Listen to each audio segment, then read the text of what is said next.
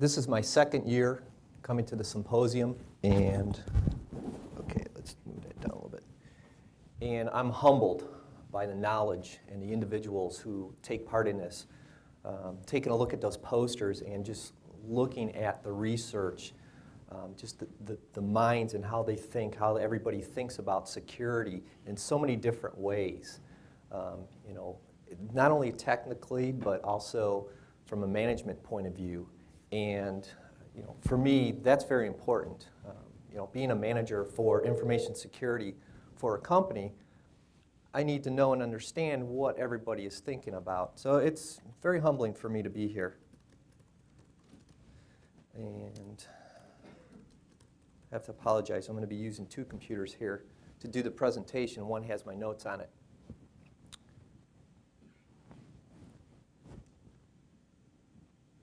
So what I'm going to do here is just go through the agenda. First of all, just talk about some of the top trends and security risks. You may have already heard these already through some of the presentations. Talk about compliance requirements. As an organization, we're very concerned about the regulations and the laws, not only federal and state laws, but also international laws. I'll talk a little bit about our security initiatives, what we do as an organization to help mitigate the risks that we identify, and also ways for our clients to mitigate those risks. As Gene pointed out, this presentation is actually for our clients. We have an annual seminar that we do for our clients, and I talk about security and how our organization addresses security. And I'll go a little bit, give a little bit overview about the organization and why it's important to our clients. I keep looking at there, but there's screens right here.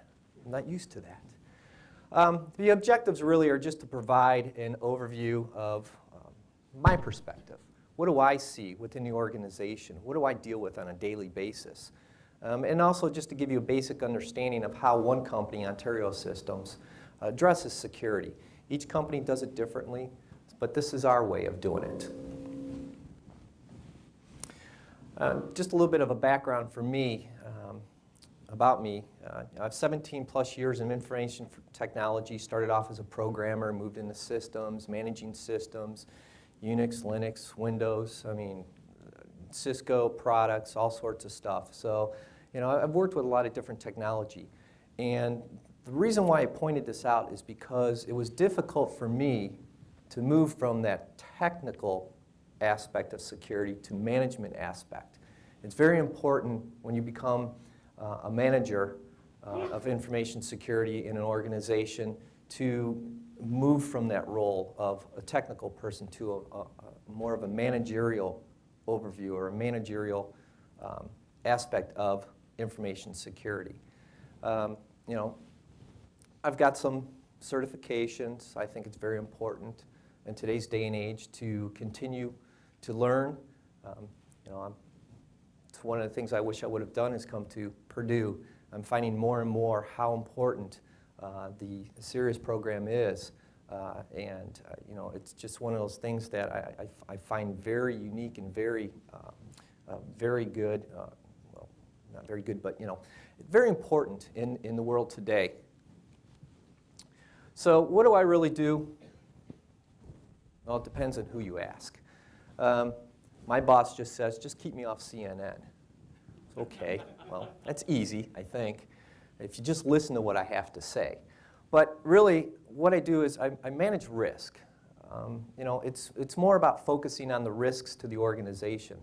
You know, I keep the awareness of information security throughout the organization. I make sure that everybody, not just the officers, not just the directors, but also the employees, every single employee, making sure that they're aware of the latest threats and the vulnerabilities within our organization. They're very key, and that's one item I'll touch on later about that. You know, incorporate security into the business processes. I think that's very important. How do you get security into the business processes? At what point do you bring it in to those processes? If you don't have it involved, if you don't have security involved within the business processes, you fail. You come to the back end. They'll come to you at the very end and say, hey, by the way, we're going to put in this system. excuse me. And make sure that our policies address a lot of our contractual obligations. We sign a lot of security agreements for our clients, so I have to make sure that our policies address those, that our employees are trained in the policies and aware of the policies, and why we have these policies in place, what are our contractual obligations, what are the laws and the regulations that we have to follow. Also develop the security incident response plan and maintain that so that when something does occur, what do we do? It's a constant learning experience. Somebody pointed out, it may have been SPAF early on, there's no silver bullet to information security. And a key thing for me is to position Ontario Systems as a secure partner to our clients. One of the things that we recently did was we had a reorganization.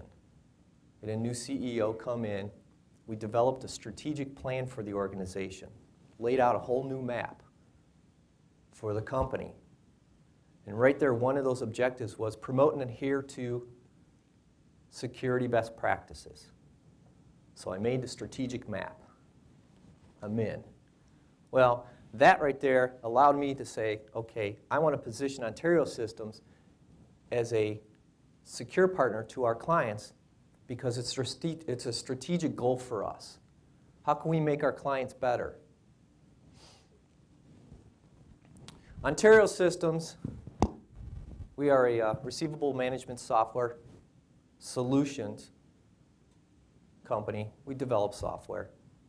We deal with 500 clients, healthcare, financial institutions, collection agencies, law firms. So as you can imagine, we have a lot of compliance to deal with. We're famous for our fax software, which is a flexible automated collection software. It's over 25 years old, and it still works.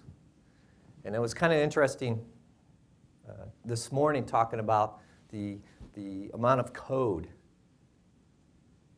that increases over the years. And you just watch the bloat of that code. Excuse me. And you think about, when it started 25 years ago, security wasn't very important to them. It still wasn't important to them 5 years ago, unfortunately. I think a lot of companies were like that. But to us, we started to realize that. We start building it into our processes. But it's very difficult to take an old system and retrofit it. So that's one of the things we're doing as part of our new development process is putting security in.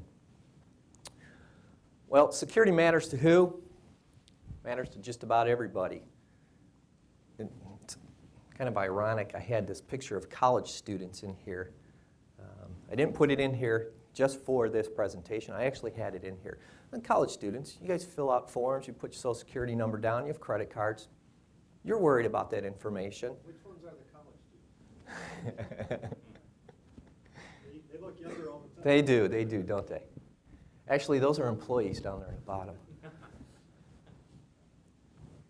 Families, they worry about it. It's dysfunctional, exactly.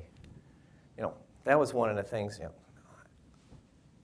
when you train security for employees, it is the most difficult, I think, hour or 2 hours, depending how mean you want to be to your employees, that they have to sit there and listen to you talk about security. So you try to make it fun for them.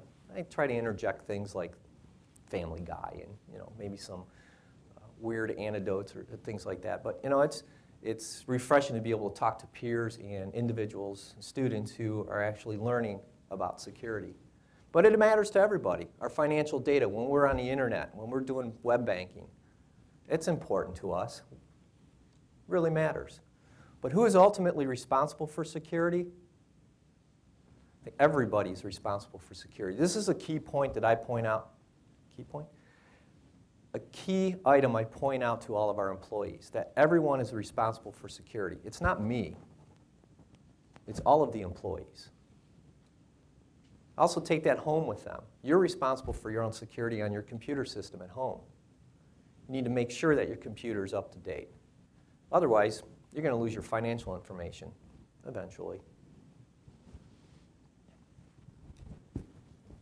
I like to point out some of the failures